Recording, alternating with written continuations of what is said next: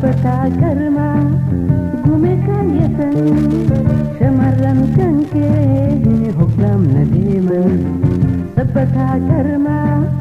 gume kaayyatan jireenya keetiin isaanis boonan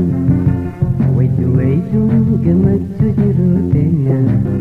haleesha gooyee nagaa saba keenya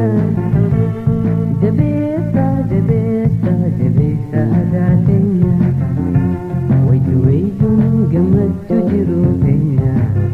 haleesha gooyee nagaa saba keenya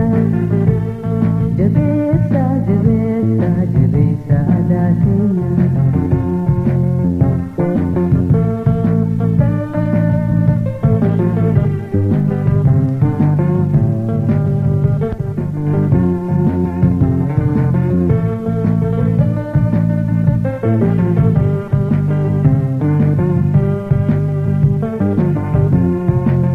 Jireenya kan kee kan si mul'istu addunyaa irratti sitti beekamtu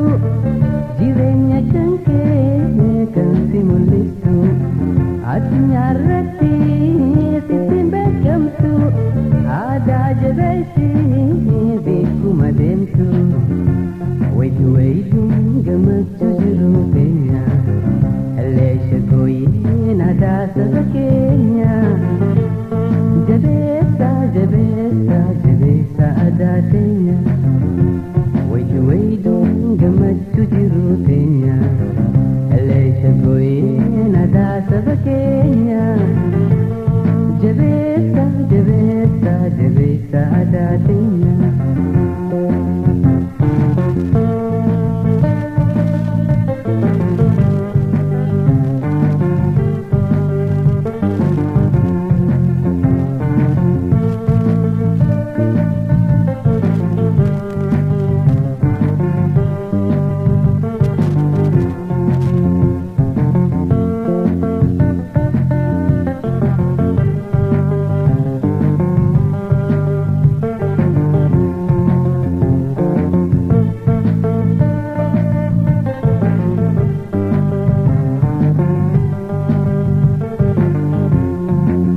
Shamarran kan kee hoggaamna deeman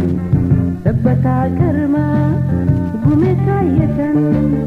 shamarran kan kee hoggaamna deeman sabbataa karmaa gume kaayyatan jireenya keetiin isaanis boonan wayduun gammachuu jiru teenya haleesha gooyee aadaa saba keenya jabeessa aadaa teenya wayduun gammachuu jiru teenya haleesha gooyee aadaa saba keenya jabeessa aadaa teenya.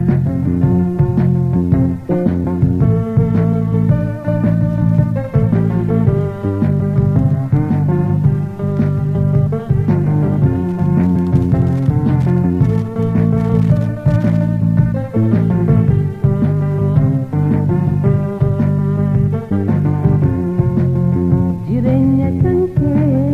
kan si mul'istu addunyaa irratti sitti beekamtu jireenya kan kee kan si mul'istu addunyaa irratti sitti beekamtu aadaa jabeessi beekuma deemtu wayduun gammachuu jiru teenya haleesha gooyee aadaa saba keenya jabeessa aadaa teenya wayduun gammachuu jiru teenya haleesha gooyee aadaa saba keenya jabeessa aadaa teenya jabeessa aadaa teenya jabeessa aadaa teenya.